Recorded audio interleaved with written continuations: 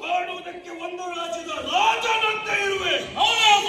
ಆದರೆ ನೀನು ಮಾಡುತ್ತಿರುವ ಕೃತ್ಯ ಕೃಪನಂತೆ ಕಾಣುತ್ತಿಲ್ಲ. ಅದಕ್ಕಾಗಿ ಕೇಳುತ್ತಾ ಇದ್ದೇನೆ, ಯಾರು ನೀನು? ನಿನ್ನ ಪುರ ಯಾವುದು? ಎಲ್ಲವನ್ನೂ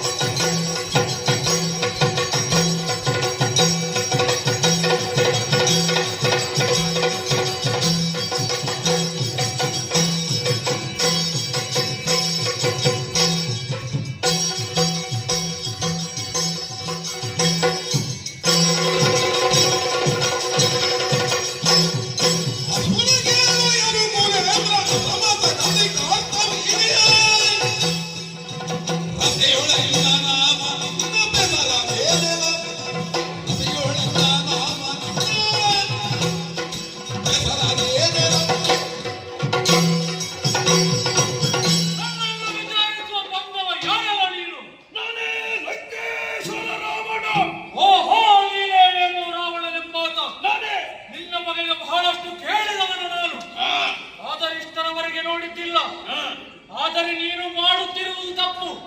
ನನ್ನ ಕ್ಷೇತ್ರಕ್ಕೆ ಬಂದು ನನ್ನನ್ನು ಯುದ್ಧಕ್ಕೆ ಆಹ್ವಾನಿಸುತ್ತಿದ್ದೀಯೋ ನಿನ್ನ ಹುಟ್ಟೊಳಗಿಸಿ ಬಿಡುತ್ತೇನೆ.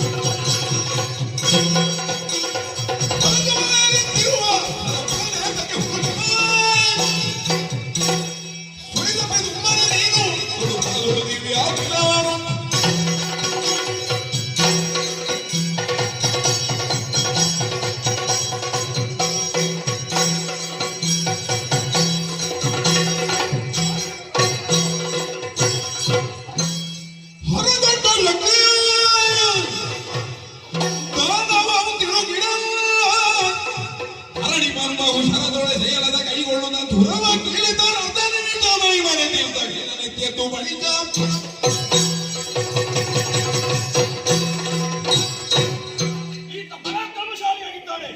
ಈತನನ್ನು ಎದುರಿಸಬೇಕಾಗಿ ತಲೆನಿಂತಿದ್ದ ಚಂದ್ರಹಾಸ ಇದನ್ನೇ ಪ್ರಯೋಗಿಸುತ್ತೇನಂತೆ.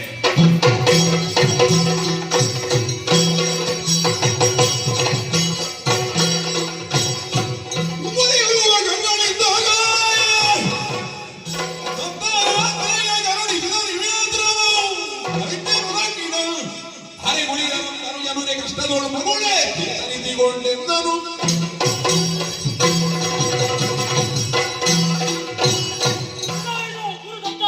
ದತ್ತವಾದ ಶಿರವನ್ನು ಇನ್ನು ಶಿರಕ್ಕೆ ಗುರಿಯಾಗಿದೆ.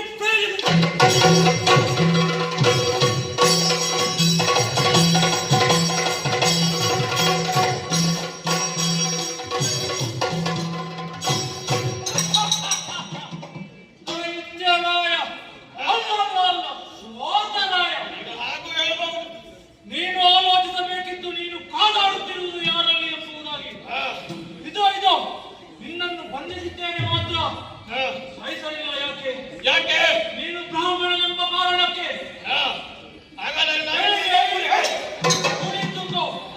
ಯಾರಲ್ಲಿ ಇವರನ್ನು ಸೆರೆಮನೆಗೆ ಹಾಕಿ ಅನ್ನ ನೀರು ಏನನ್ನು ಕೊನೆಬೇಡಿ